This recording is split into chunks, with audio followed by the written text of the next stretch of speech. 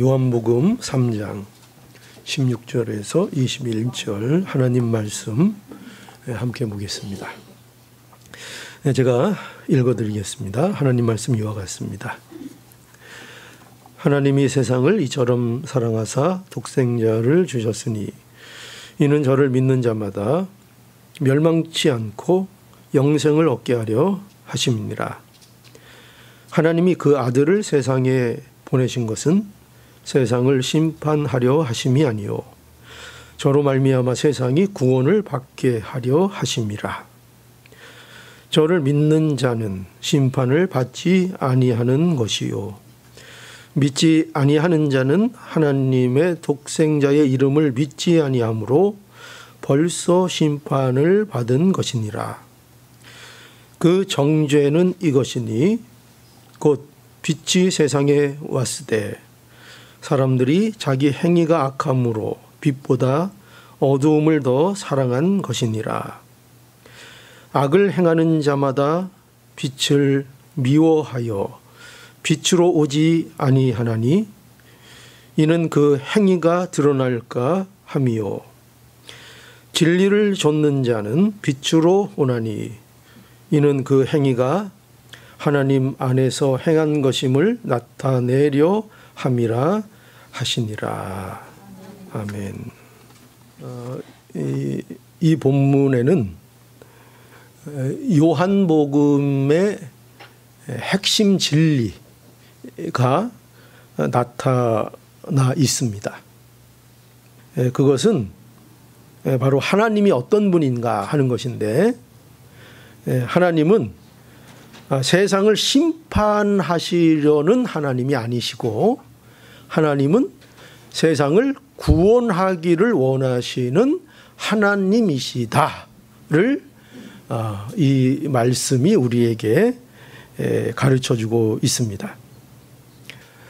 자, 그래서 오늘 이 본문에 보면 16절에 그게 이제 잘 나타나요. 16절에 보면 오늘 16절. 자, 하나님이 세상을 이처럼 사랑하사 독생자를 주셨으니 이는 저를 믿는 자마다 멸망치 않고 영생을 얻게 하려 하심이니라. 이렇게 말씀하고 있습니다.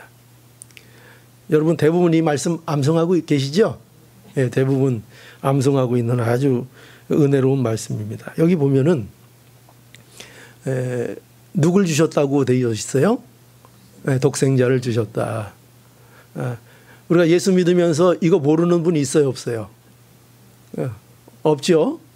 이거 예수 믿는다고 하면서 이거 모르면은 그거는 사기입니다. 독생자를 주셨습니다. 그러니까 하나님은 우리 영생을 위해서 누굴 주셨는가? 독생자를 주셨습니다. 그렇죠? 근데 이 독생자를 여기 보면은 보냈다는 표현도 성경에서는 있는데, 근데 여기에는 주셨다 이렇게 하고 있거든요. 주셨다. 그러니까 보낸 것과 주신 것은 좀 많이 성격이 다릅니다. 주셨다. 주셨다는 것은 뭐가 이 안에 담겨 있는 의미를 갖고 있는가 하면은, 주셨다는 것은 예수님을 속죄를 위한 희생 제물로 내어 주셨다 하는 것입니다. 그러니까 주셨다라고 할 때 그 주셨다는 표현을 통해서 강조하고 있는 건 뭐냐면은 예수 그리스도, 바로 하나님의 아들 독생 성자 예수 그리스도가 죄인들을 위한 제물로 내어 주신 바 되었다. 내어 주셨다. 그러니까 뭐가 강조되어 있어요? 희생 제물. 그죠? 죄를 위하여 바쳐드리는 대속의 제물로서의 독생자를 말씀하고 있는 것입니다. 그래서 요한일서 2장 2절에 보면은 이렇게 말씀해요. 저는 우리 죄를 위한 화목제물이니, 이렇게 말씀합니다. 화목제물이니 우리만 위할 뿐 아니라 온 세상의 죄를 위하심이라, 이렇게 말씀합니다. 그러니까 하나님께서는 성자 예수 그리스도를 세상에 주셨는데 뭐로 주셨다고요? 화목 제물로. 누구와 누구의 화목입니까? 하나님과 우리의 화목을 위하여 희생 제물로 예수 그리스도, 성자 예수 그리스도를 내어 주셨다. 이렇게 말씀하고 있죠. 그럼 독생자를 주셨는데, 그죠? 독생자를 우리에게 내어 주셨는데, 그럼 하나님이 이와 같이 하신 이유가 뭡니까?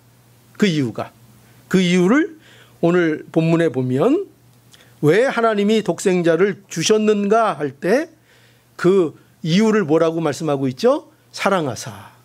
그죠? 사랑하사 주셨다는 것입니다. 그러니까 여기 사랑이 그 원천이죠. 사랑이 원천입니다. 독생자를 주셨는데 왜 주셨냐? 이유가 뭐냐? 도대체 우리가 왜 독생자 예수 그리스도의 그 놀라운 은혜를 우리가 입어야 하는가 할 때 그 원인은 우리가 도대체 이해할 수 없는데 성경은 그걸 뭐라고 얘기하고 있는가 하면은 사랑 때문이다. 이렇게 우리에게 말씀하고 있습니다. 그 사랑은 누구의 사랑입니까? 우리의 사랑이요? 하나님의 사랑이죠. 그죠? 하나님의 사랑. 하나님의 사랑. 여러분, 사랑이요, 이게 대단한 겁니다. 어떤 사랑이 대단한 것이냐? 하나님의 사랑이요. 그러니까 하나님의 속성이 뭘까요? 대표적인 속성이 바로 사랑입니다. 여러분, 하나님은요, 그 본질에 대해서 우리가 얘기하잖아요. 하나님이 어떤 분이냐, 그 본질이 뭐냐 할 때 그 본질을 우리는 성경은 사랑이라 이렇게 말씀합니다. 그래서 사랑이라는 것이 빠지면 하나님을 설명할 길이 없어져요.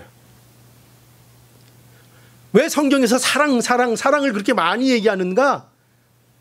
우리가 하나님이 어떤 분인가를 이해할 수 있는, 우리가 표현할 수 있고 우리가 경험할 수 있고 우리가 감각할 수 있는 것 중에 가장 대표적인 게 뭐냐? 그게 사랑이라는 것입니다. 그렇죠? 사랑. 그래서 사랑, 하나님의 본질이 뭐냐? 사랑인 것입니다. 여러분, 생각해 보세요. 이 세상이 존재합니다. 그렇죠? 근데 도대체 이 세상이 존재하는, 아니, 이 세상, 더 넓게 이 우주, 우리가 알고 있는 모든 세상, 이것이 존재하는 근거가 뭘까요? 그게 사랑입니다. 어떻게 이런 것들이 존재할 수 있는가? 그 존재가 어떻게 가능한가 할 때 하나님이 사랑의 하나님이시기에 모든 것이 존재가 가능한 것입니다. 하나님이요, 사랑의 하나님이 아니시면요, 존재가 있을 수가 없습니다. 이 사랑이 우리 존재의 근거이기도 하고요. 그러니까 이렇게 생각하면 돼요. 뭐냐면 저와 여러분들이요, 존재하잖아요. 여기 염연이 존재하잖아요. 그죠? 나로 존재하잖아요. 근데 어떻게 내가 이렇게 존재하고 어떻게 내가 될 수 있었는가? 거기에는 원천이 있다는 겁니다. 하나님의 사랑이 근거가 되는 것입니다.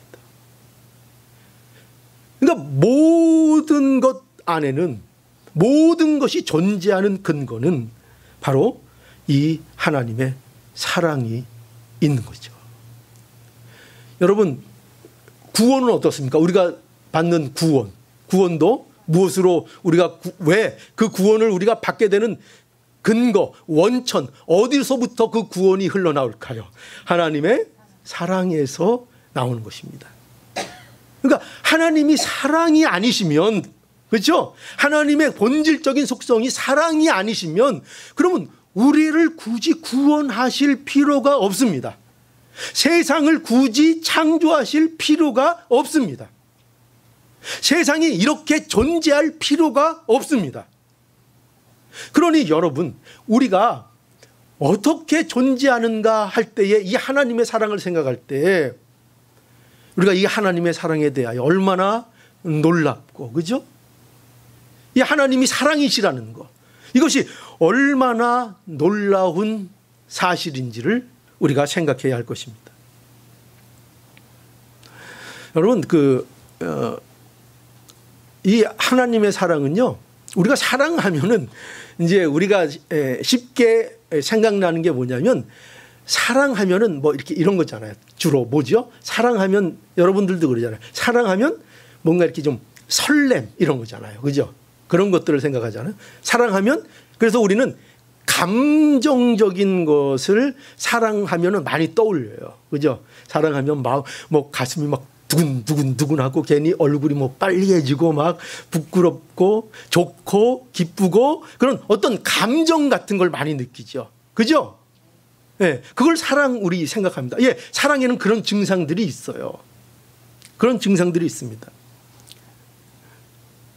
아직도 제 집사람이 저를 사랑한다고 합니다. 저를 보면 가슴이 뛴답니다. 그러니까 어떤 분이 한 얘기가 있어요. 그거 심장병이야. 심장. 여러분, 우리의 존재의 근거, 사랑인데 그 사랑은요, 단순한 감정이 아닙니다. 그러니까 하나님의 사랑을 생각할 때는요, 여러분, 감정을 생각하면 안 됩니다.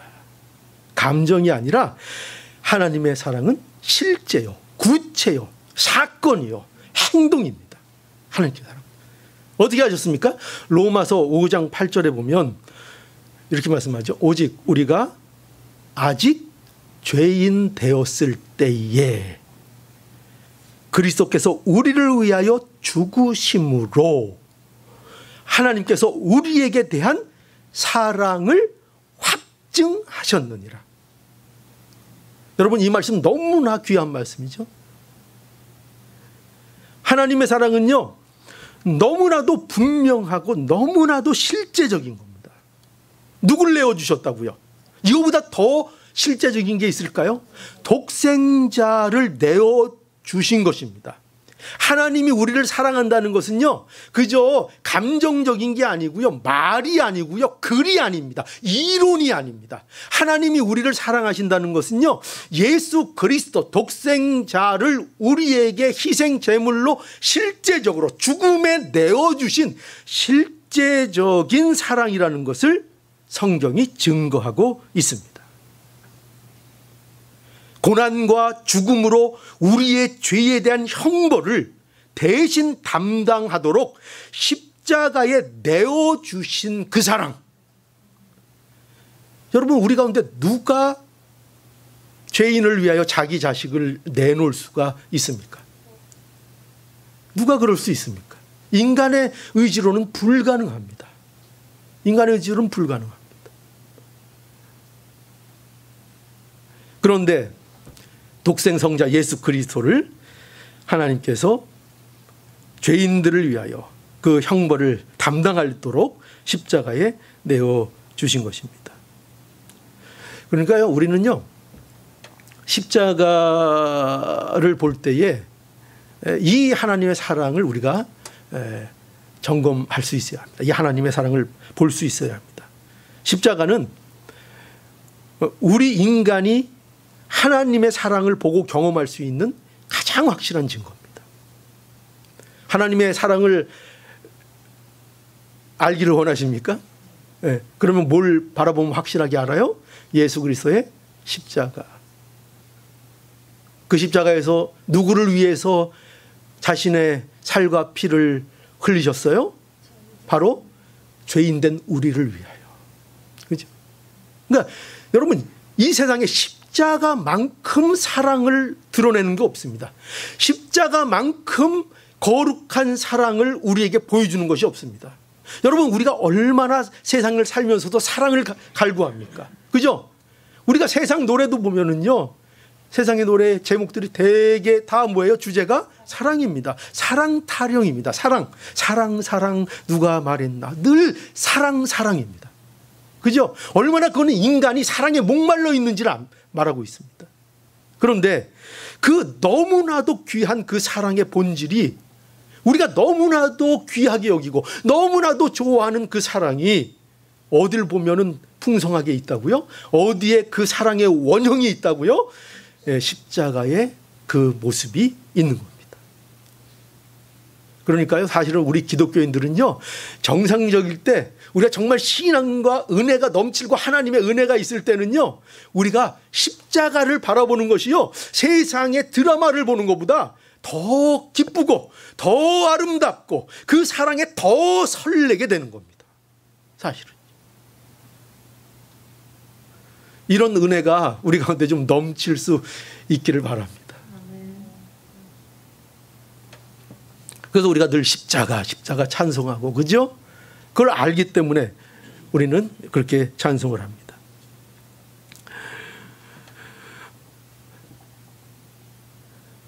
그리고 오늘 이 말씀에 보면은요, 독생자를 주신 것은 여기 보면 오직 믿음으로 구원을 얻게 하기 위하여 독생자를 또 주셨다, 이렇게 말씀을 하고 있습니다.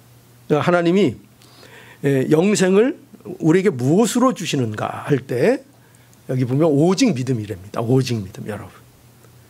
오직 믿음으로 구원을 얻는 것입니다. 오직 믿음으로. 그런데 이 오직 믿음으로 구원을 얻는다는 것은 이런 거예요. 뭐냐면 믿음을 통하여 구원을 주신다, 이렇게 말씀하고 있는 겁니다. 그러니까 믿음은 우리의 행위로 작용을 하는 게 아니고요. 믿음은 우리가 구원을 받는 조건으로 제시되어 있는 것이 아니고요.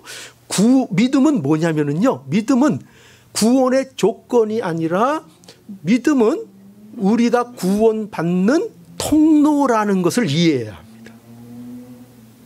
믿음이라는 것을 거쳐서 또는 믿음이라는 그릇을 통해서 하나님께서 우리에게 구원을 주신다, 이 말입니다.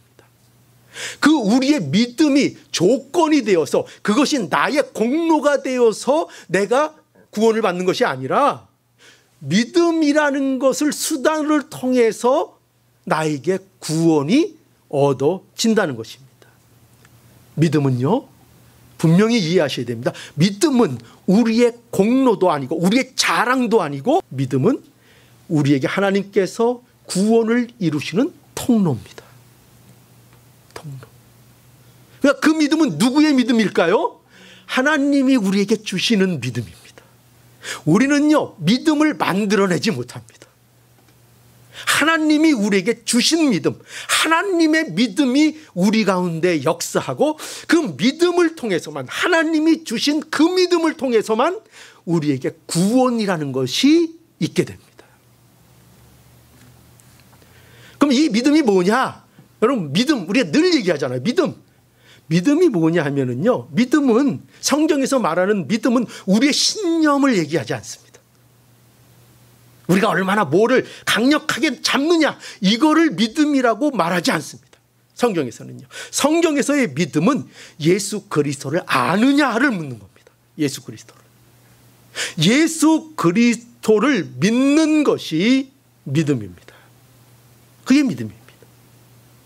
거기에는 내용이 있죠. 무슨 내용인가 하면 예수님이 죄인된 나를 위해 십자가를 지셨고, 그리고 그 십자가는 나를 속죄하기 위한 완전하고 영원한 제사이다.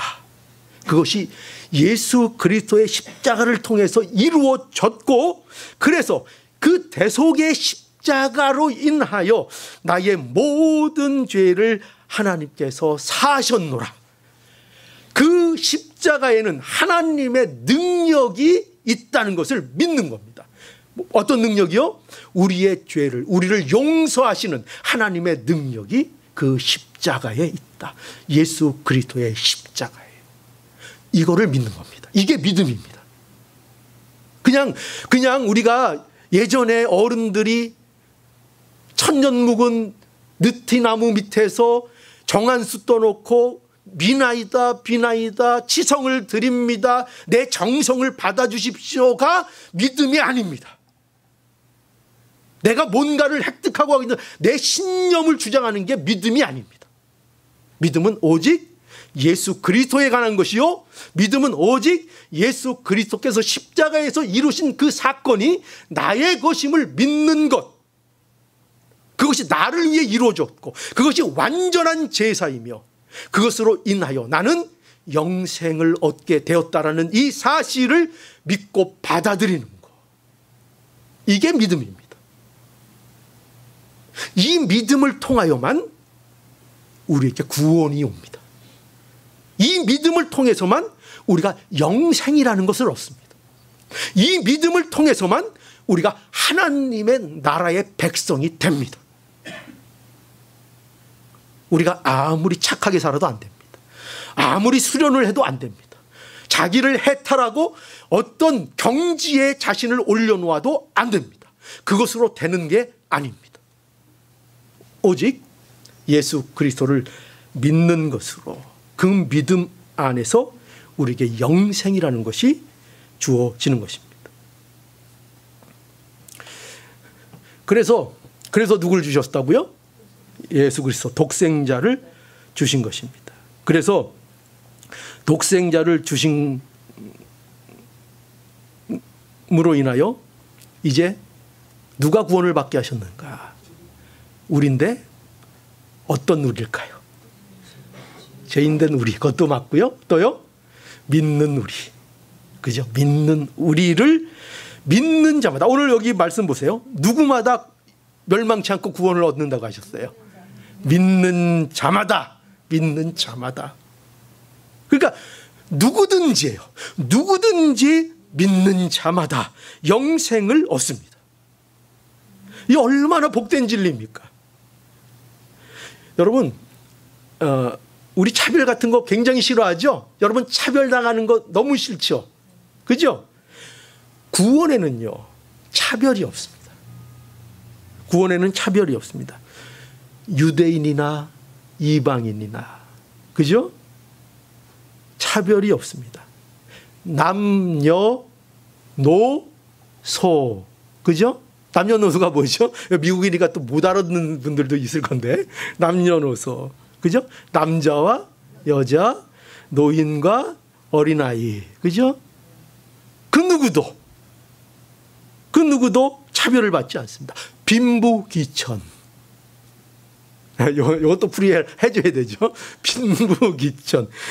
가난하거나 부자거나 귀하거나 천한 사람이거나 누구든지 구별이 없는 것입니다. 구원에는 차별이 없습니다. 누가 구원을 받는다고요? 누가 영생을 받는다고요? 누구든지. 어떻게 하는 사람? 믿는 자는. 여러분 명심하십시오. 이게 복음의 진리고 너무나도 우리에게 복된 진리입니다. 이 진리가 있기 때문에 우리가 희망이 있는 겁니다. 우리가 참된 소망을 가질 수 있는 이유가 바로 이러한 진리가 성경의 진리이기 때문에 그렇습니다. 누가 영생을 얻는가? 누가 구원을 얻는가? 믿는 자. 누구든지 믿는 자는 구원을 얻습니다. 이것이 독생자를 주신 이유이죠. 그래서 오늘 본문 17절에 이렇게 말씀하십니다. 하나님이 그 아들을 세상에 보내신 것은 세상을 심판하려 하심이 아니요 저로 말미암아 세상의 구원을 받게 하려 하심이라고 거듭 말씀을 하셨죠. 하나님이 그 아들을 세상에, 여기 보면은 세상에 뭐라 그랬어요? 보내셨다 이렇게 돼 있습니다. 보내셨다. 아까 16절에서는요 독생자를 주셨다 이렇게 돼 있고 오늘 17절에는 아들을 보내셨다 이렇게 되어 있습니다. 여러분, 이 주었다는 것은요 아까 뭐를 말한다고 했죠? 주셨다. 뭐가 강조되어 있어요? 예수님의 속죄사역. 그죠? 예수님이 누구라? 예수님은 우리의 죄를 위하여 바쳐드리는 바로 희생 제물이라는 사실을 강조하였습니다. 그런 표현이었습니다. 그렇다면 보내셨다는 건 뭘까요? 보내셨다는 것은 왜 이런 표현을 쓸까요? 보내셨다는 것은, 보냈다는 것은 누구에게 보냄을 받았다는 것인데, 보냄을 받았다는 것은 보낸 목적이 있다는 것입니다. 목적이요. 그러니까 보내셨다는 것은 목적을 강조하는 거예요. 목적이 있다 이거예요. 그 목적이 누구의 목적이에요? 하나님이 이루고자 하시는 목적이 있다는 거죠. 근데 그 목적이 뭐예요? 그 목적, 여기 나오잖아요. 뭐라고 돼 있어요? 그 목적은 세상을 심판하려 하심이 아니요 저로 말미암아 세상이 구원을 받게 하려 하심이라. 이게 뭐예요? 이게 목적이죠. 이게 독생자 아들을 세상에 보내신 하나님의 목적입니다. 그러니까 여러분 분명히 아셔야 돼요. 예수님이 이 세상에 왜 오셨어요? 왜 보냄을 받았어요? 그 이유가 뭐예요? 심판이 아니라고요. 심판이 아니라 뭐 하기 위해 오셨다고요? 구원하러 오셨습니다. 그러니까 예수님께서 성육신 하시는데 인간의 몸을 입고 왜 하나님이 이 땅에 오셨는가? 구원을 위해서 오셨습니다. 구원을 위해서요. 구원을 위하여 낮아질 수 없는 자리까지 하나님이 낮아지셨습니다. 그게 성육신 아닙니까? 성육신. 여러분, 그래서 우리가 이걸 알아야 돼요. 뭐냐면요, 오늘 우리가 사는 현실은 어떤 때인가 하면은요, 바로 이 하나님의 구원의 때입니다. 지금은요, 구원의 때예요. 심판의 때가 아니라 구원의 때라는 것을 알아야 합니다. 물론 이 구원의 때는요, 창세기 이후로 하나님의 구원 역사가 계속 진행되었습니다. 하나님이 계속 구원 역사를 이루어내셨습니다. 그런데 특별히 예수 그리스도의 오심으로 인하여 이 구원 사역이 더욱 확실해지고 더욱 분명해졌습니다. 그래서요, 우리는 이렇게 얘기할 수 있어요. 예수님이 오신 그 초림, 예수님의 초림은 뭐예요? 성육식 사건, 그죠? 초림. 그 초림으로부터 이제 예수님이 재림하시는 그날, 그죠? 그날까지가 바로 무슨 날이에요? 하나님의 구원의 날입니다. 구원의 날입니다. 그러니까 오늘 현재도 무슨 날이에요? 구원의 날입니다. 하나님의 구원의 역사가 지금도 계속 되어지고 있는 것입니다. 언제까지요? 그날까지, 예수 그리스도께서 오시는 그날까지, 그 마지막 그날까지, 우리가 완성에 이르는 그날까지 뭐가 계속 되어지는가? 하나님의 구원의 역사가 계속 되어지는 것입니다. 심판이 아니에요. 심판이 아닙니다. 베드로후서 3장 9절, 주의 약속은 어떤 이에 더디다고 생각하는 것 같이 더딘 것이 아니라 오직 너희를 대하여 오래 참으사 아무도 멸망치 않고 다 회개하기에 이르기를 원하시느니라. 하나님의 마음은 뭐예요? 하나님은 왜 오래 참으세요? 회개할 때를 기다리신다. 이게 하나님의 마음이라는 거예요. 하나님의 마음은 이 세상이 구원받기를 원하시는 마음이라는 거예요. 그래서 하나님은 끊임없이 또 오늘도 참으시고 오늘도 인내하시고 오늘도 참으신다 하는 것입니다. 그것도 모르고 세상 사람들은 어떻게 해요? 하나님 있으면 지금 어때? 내가 하나님 이렇게 욕하는데 번개를 한번 내려쳐 보시지? 그죠? 우리 얼마나 경망되게 그런 말들을 많이 합니까? 그러나 우리가 뭐를 모르고 있는 거예요? 하나님이 얼마나 인내하시는지, 얼마나 오래 참으시는지. 근데 우리가 그 사랑을 모르고 기고만장해서 교만할 때가 많이 있습니다. 하나님은 오늘도 참으시고 오늘도 기다리시고 오늘도 우리를 이끌려고 역사하십니다. 그래서 하나님이 이 세상을 사랑해서 독생자를 주신 결과가 그래서 어떻게 나타납니까? 결과는 뭐지요? 결과가 이렇게 나타나요. 뭐냐면요, 믿는 자는 심판을 받지 않습니다. 믿는 자는 심판을 받지 않습니다. 여러분, 이 복된 말씀을 예수님이 하셨어요. 보세요. 오늘 본문 18절 보면은 저를 믿는 자는 뭐라고요? 심판을 받지 아니하는 것이요 라고 분명히 말씀하셨어요. 그러니까 독생자를 보내신 목적이 성취가 된 겁니다. 그러니까 예수를 믿는 자는 심판을 받지 않는다는 거예요. 이 심판은 뭘 얘기하는가 하면은요, 마지막 날의 심판을 얘기해요. 마지막 날 영벌로 떨어지는 그 심판을 받지 않는다는 것입니다. 그죠? 그 심판을 받지 않아요. 요한복음 5장 24절 내가 진실로 진실로 너희에게 이르노니 내 말을 듣고 또 나 보내신 이를 믿는 자는 영생을 얻었고 심판에 이르지 아니하나니 왜? 사망에서 생명으로 옮겼느니라. 그러니까 예수 안에 있는 자들은 이미 뭐가 있다는 거예요? 예수 안에 있는 자들은 영생이 있다고요. 영생. 예수 믿으세요? 안에 뭐가 있다고요? 영생이 있다고요. 왜요? 그들은 옮겨졌다는 거예요. 어디에서? 사망에서 생명으로 옮겨졌다는 거예요. 사망에서 생명으로. 로마서 8장 1절 그러므로 이제 그리스도 예수 안에 있는 자들에게는 결코 정죄함이 없느니라. 그 정죄함이 뭐 이런 거 얘기하는 거 아니야. 아유 저 사람 뭐야 막 이렇게 이런 거 얘기하는 거 아니야. 그게 아니라 정죄함. 하나님의 심판을 받지 않는다는 거예요. 더 이상 심판을 받지 않는다. 그러나 여기서 중요한 게 뭔지 아세요? 그러나 믿지 않는 자들은 뭐가 있다는 거예요? 심판이 있다. 보세요. 믿지 아니하는 자는 하나님의 독생자의 이름을 믿지 아니함으로 벌써 심판을 받은 것이니라 라고 분명히 말씀하죠. 그러니까 예수님은 믿지 않는 자들은요 벌써 심판을 받았다는 거예요. 심판을 받았다는 거예요. 이게 무슨 말씀일까요? 이 말씀은요 하나님이 심판을 하시는 것이 아니고요.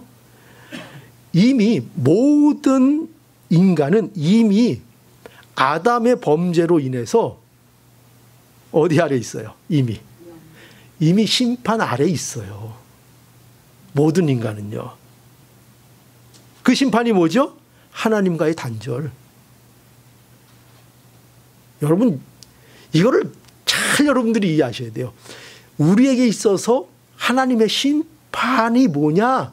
그게 하나님과의 불화예요. 하나님과의 단절이에요. 즉 하나님이 없는 삶을 사는 거예요. 하나님을 영화롭게 하지도 못하고 하나님을 기쁘게 할 수도 없는 상태에 있는 것이 뭐냐면 이게 심판 아래 있는 거예요. 모든 인류는 죄로 인하여 이미 이 심판 아래 있어요. 이미 이 심판 아래 있는 거예요. 그래서 믿지 아니하는 자는 하나님의 독생자의 이름을 믿지 아니함으로 그 심판의 상태가 드러나는 거예요. 확증이 되는 거예요. 그걸 말씀하는 거예요. 예수를 안 믿는 사람은 예수를 거부하는 것을 통해서 그가 이미 아담 안에 있는 자라는 어둠이라는 사실을 예수가 오심으로 인해서 그 사실이 드러나는 거예요. 마치 빛이 어둠을 드러내듯이 드러내는 거예요. 이것이 벌써 심판을 받았다는 표현이에요. 그래서 이미 심판을 예수를 믿지 아니하는 자들은 이미 뭐를 받았다고요? 이미 심판을 받았대요.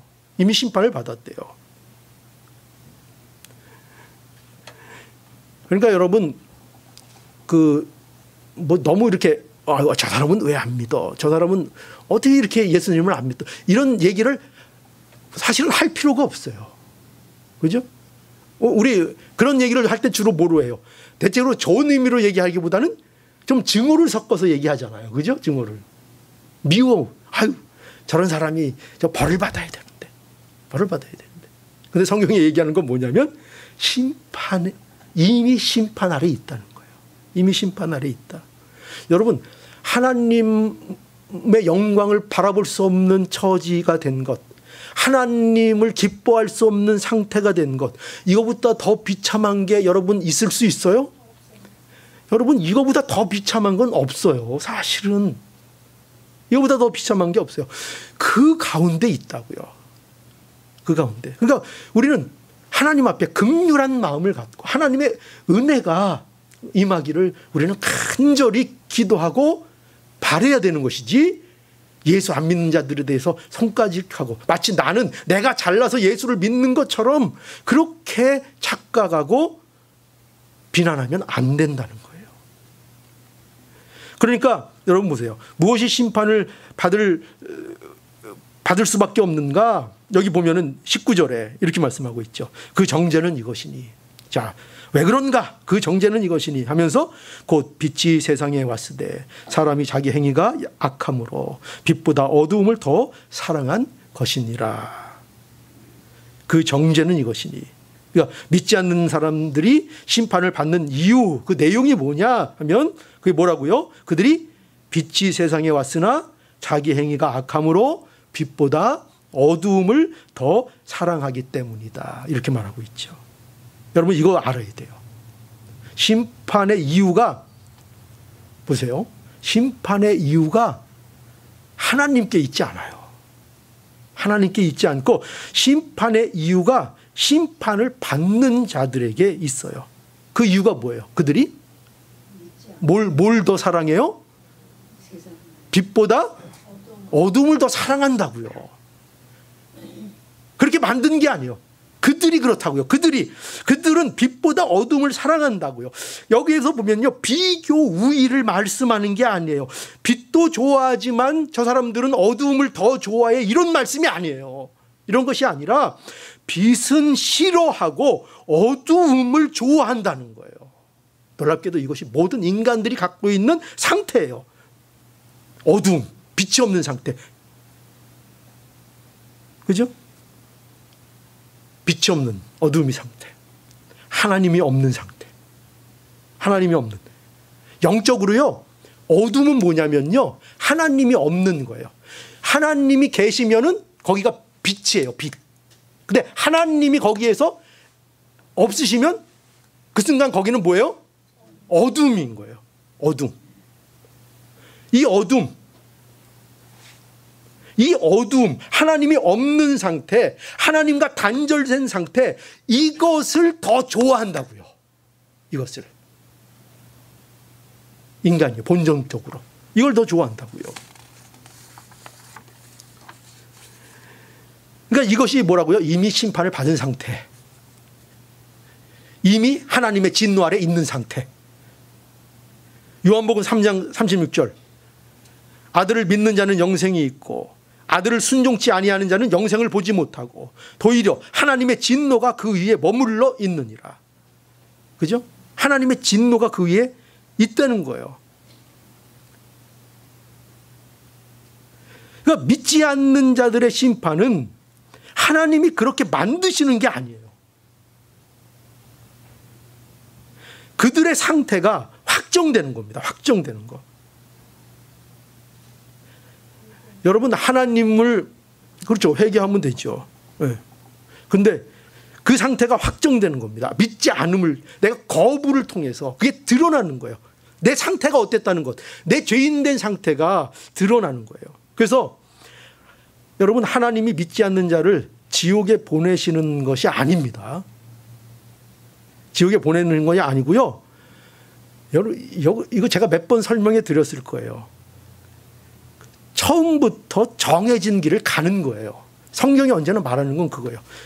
지옥을 가는 건요, 누가 뭘 잘못하고 해가지고 하나님이 벌로 지옥을 보내는 개념이 아니라요, 인간들이 원래 인간에게 정해진 길을 가는 게 그게 멸망이에요. 그게 지옥이에요. 성경이 말하는 지옥은 영원한 멸망인데 그곳이 바로 어두움이에요. 어두움. 하나님이 없는 것. 하나님과 단절된 것. 모든 인간이 결과적으로 마땅히 가야 되는 종착지. 성경은 여기에서 하나님께서 우리를 구원해 내셨다고 말씀하는 거예요. 절대 착각하지 마세요. 아유, 하나님은 왜 사람을 지옥으로 보내? 지옥으로 하나님이 안 보내신다니까요. 그냥 자기가 가는 거예요. 자기가 가는 거예요. 어떤 사람은 그런 얘기를 합니다. 어떤 유명한 제가 아는 연예인도 그런 얘기를 하더라고요. 뭐냐면 그래, 너희들은 믿을 자유, 그거 좋다, 믿는 거. 그렇지만 우리는 믿지 않을 자유가 있다. 이렇게 말하는 사람이 있더라고요. 이게 우리가 들으면 맞는 말 같아요. 그죠? 우리는 믿지 않을 자유가 있다. 그러나 이 말은요, 우리는 신자니까 성경적으로는요 맞지 않는 말이에요. 왜 그럴까요? 인간은요 자유가 없어요. 인간은 자유가 없어요. 믿지 않는 것은 자신의 선택이 아니에요. 착각하는 게 뭔지 아세요? 믿지 않는 게 자기의 선택이라고 생각하고 나도 믿지 않을 자유가 있어 이러는 거예요. 뭐 멋있게 들리죠? 그러네요. 성경이 말하는 인간의 상태는요 자신이 선택할 수 있지 않아요. 인간이 처한 본래 상태가 믿음 없음이에요. 그러니까 선택해서 되는 게 아니라 그냥 믿음 없는 거예요. 인간은 이미 어두움인데 무슨 나는 어두움을 선택할 자유가 있어요? 생각해 보세요. 이미 어두움인데 무슨 어두움을 선택해요? 그렇게 말하는 것은 자기가 어두움이라는 사실을 모르기 때문에 그렇게 말하는 거예요. 성경이 증거하는 것은요 모든 인간은 어두움이에요. 중간 상태가 아니에요. 이것도 택할 수 있고 이것도 택할 수 있는 중간 상태에 있지 않아요. 인간은.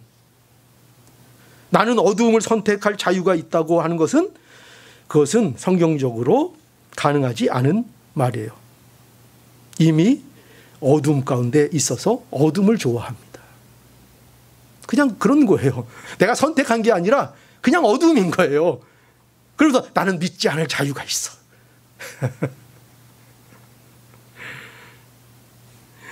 이러한 인간의 상태가 누구를 통해서 드러나요? 예수 그리스도로. 예수 그리스도가 오셔서 이 사실을 우리에게 폭로하고 예수 그리스도의 십자가가 이 사실을 우리에게 폭로하는 겁니다. 오늘 본문 20절과 21절에 보니까요. 악을 행하는 자마다 빛을 미워하여 빛으로 오지 아니하나니 이는 그 행위가 드러날까 함이요. 21절에 진리를 좇는 자는 빛으로 오나니 이는 그 행위가 하나님 안에서 행한 것임을 나타내려 함이니라 하시니라. 이러한 내용이 뭘 의미하는가 하면은요. 그 의미를 1장에 가보면 잘 나타내고 있는데 1장 거기 10절에서 11절 이런 말씀이 있어요. 그가 세상에 계셨으며 세상은 그로 말미암아 지은 바 되었을 때 세상이 그를 알지 못하였고 자기 땅에 오매 자기 백성이 영접지 아니하였으나 라고 말씀하고 있고 계속 이어서 12절과 13절에 보면은 영접하는 자 곧 그 이름을 믿는 자들에게는 하나님의 자녀가 되는 권세를 주셨으니 이는 혈통으로나 육종으로나 사람의 뜻으로 나지 아니하고 오직 하나님께로서 난 자들이니라 이렇게 말씀하고 있어요. 그죠? 빛을 거부하는 자들 그런데 대조되게 또 빛을 영접하는 자들 그렇게 나뉘어지는 거죠. 그죠? 누가 와서 예수 그리스도가 오심으로 인해서 그죠? 예수 그리스도가 오심으로 인하여 그 빛을 영접하는 자들 그 빛을 거부하는 자들이 이제 숨겨져 있었어요. 그죠? 드러나지 않고 있었어요. 근데 예수가 오심으로 인하여 모든 진실이 폭로되고 그 폭로되는 가운데 예수 앞에 나와서 자복하고 자신의 죄를 자복하고 십자가 안으로 오는 사람들이 있고 그것을 거부하고 끝까지 자신의 길을 고수하는 사람들이 있게 되는 거죠. 근데 그 이유가 뭐라고요? 왜 자신의 길을 고수해요? 어둠을 좋아해서. 이유는 단 그거예요. 어둠이 좋은 거예요. 빛이신 예수 그리스도가 세상에 오심으로 인해서 세상은 빛과 어둠으로 나누게 되는 것입니다. 예수님이 나누시는 게 아니고요. 그 사실이 드러난다는 뜻입니다. 마치 여러분 어릴 때 그 자석 갖고 놀아본 기억이 있으세요? 모래밭에서? 그죠? 자석으로 어떻게 하고 놀았어요? 이렇게 자석을 갖고 모래에다 이렇게 휘저으면 그러면 이렇게 딱 들면은 여러분 뭐가 딸려와요? 그 쇳가루들이 쭉 묻어서 나와요. 그죠? 그리고 그거로 인해서 모래와 쇳가루가 분리가 돼요. 마치 그것 같아요.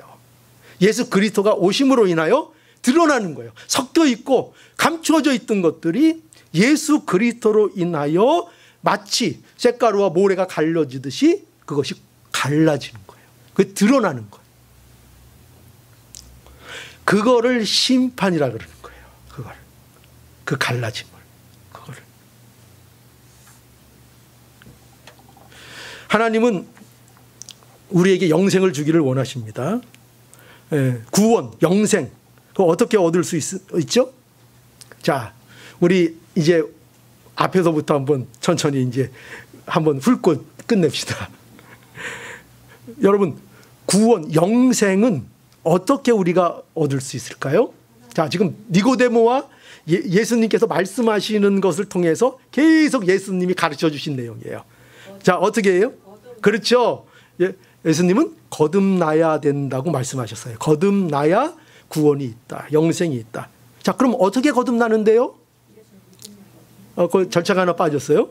어떻게 거듭납니까? 할 때 예수님이 말씀하신 건 성령으로 거듭난다. 성령의 역사가 있어야 한다. 그러면 성령이 어떻게 우리에게 역사하는데요? 이제 여기까지 나가는 거죠. 그래서 예수님이 이제 뭘 말씀하신 거예요? 놋뱀이 들린 것처럼 내가 들리리라. 그죠? 예수님의 십자가의 죽으심으로 구속의 진리를 완성하심으로 그 구속의 진리를 통해서 성령이 우리를 믿음을 통하여 영생을 주신다는 거예요. 그렇죠? 자, 여러분, 이 말씀을 통해서 우리가 뭐가 느껴지시죠? 뭐가 느껴지세요? 하나님의 의지가, 사랑, 그렇죠. 하나님의 사랑이 여기서 느껴지세요? 네. 그 하나님의 사랑으로 인한 하나님의 확고한 의지가 느껴지세요? 하나님이 얼마나 우리에게 영생을 주기를 원하시는가, 우리를 얼마나 구원하기를 원하시는가 하는 하나님의 의지가 느껴지세요? 독생자 예수 그리스도를 주시고 독생자 그 아들을 보내시고 그를 십자가에 달게 하셔서 우리에게 대한 사랑을 확증하시는 그 하나님의 구원의 역사의 그 사역들을 볼 때에, 그죠? 하나님이 얼마나 의지가 확고하신가. 하나님은요, 심판이 아니라 구원하기를 원하시고 영생을 주기를 오늘도 원하십니다. 오늘의 말씀이 예수 그리스도의 십자가를 통하여 증거된 하나님의 사랑을 확인하고 하나님의 의지를 확인하는 생명의 말씀으로 여러분들의 마음속에 새겨지기를 간절히 바랍니다. 예, 기도하시겠습니다.